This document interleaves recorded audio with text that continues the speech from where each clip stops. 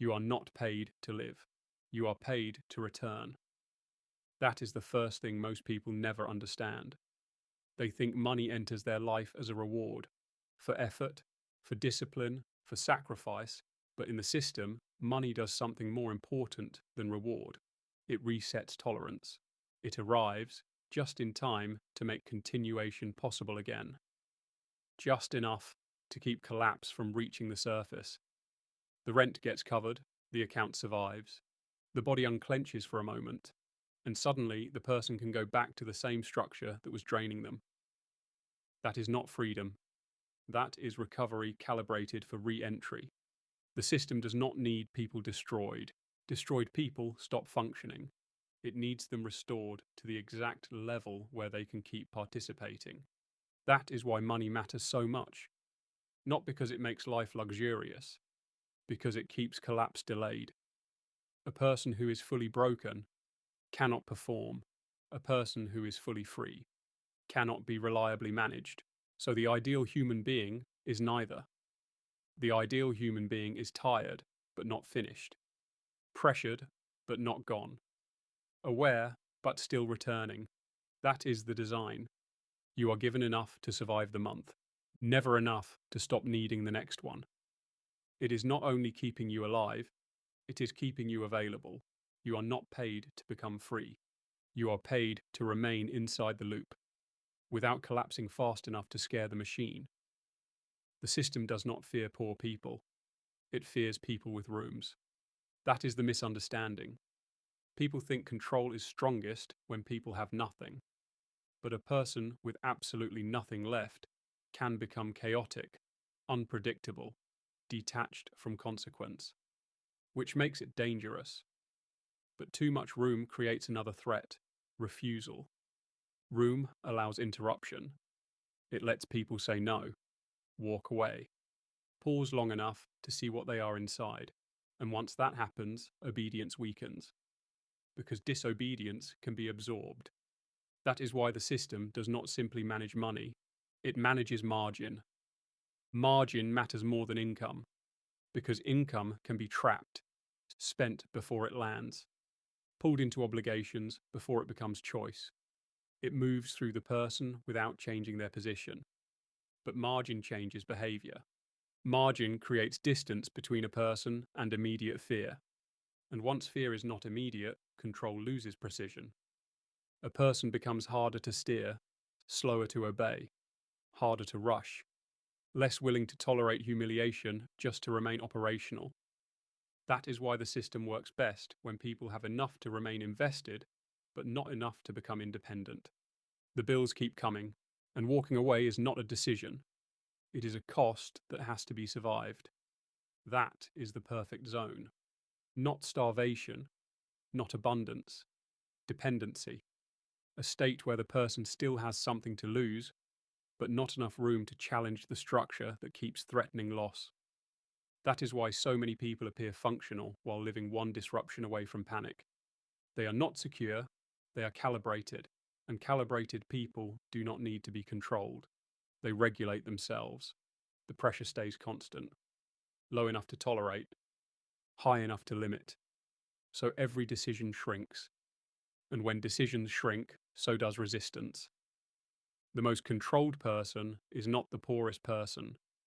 It is the person who can still function, but cannot afford resistance. This is why people do not break away the moment they recognize the trap. Exhaustion does not automatically create rebellion. It creates short-range living.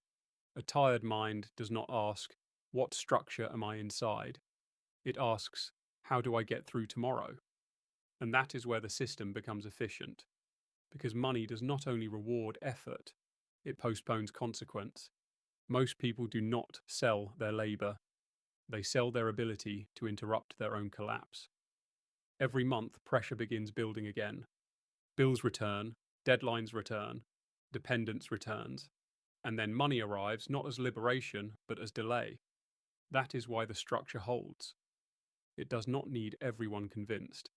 It only needs people occupied enough, pressured enough, and tired enough that clarity never fully turns into refusal. But the deeper violence begins when control no longer stays outside the person. A paycheck can silence a person faster than fear. That is why it works so well. But financial dependence is different.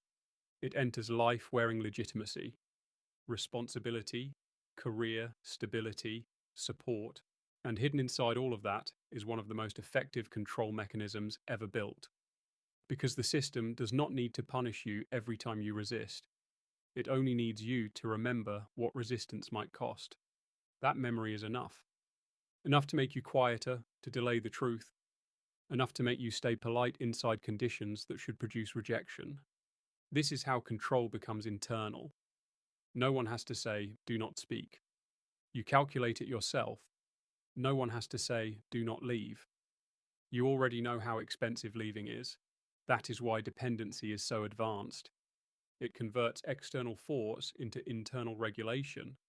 The person becomes their own containment system. And then society praises them for being practical. But practicality, in many cases, is just submission that learned how to sound intelligent.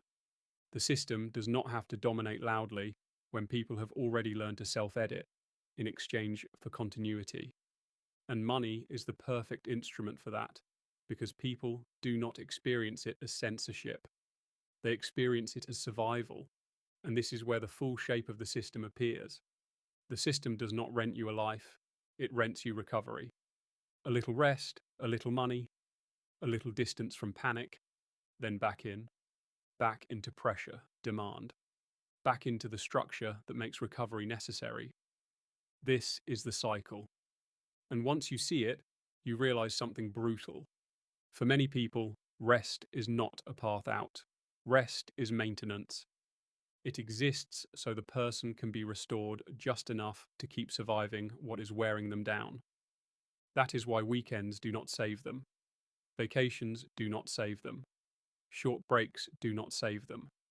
Even moments of relief often do not save them. Because relief inside a loop is not liberation, it is lubrication. The machine is not pausing for your sake. It is preserving your usability. That is the darker reality inside modern survival.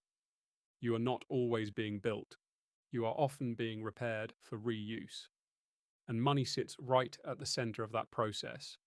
You are never fully safe, only temporarily patched. Never fully free, only temporarily funded.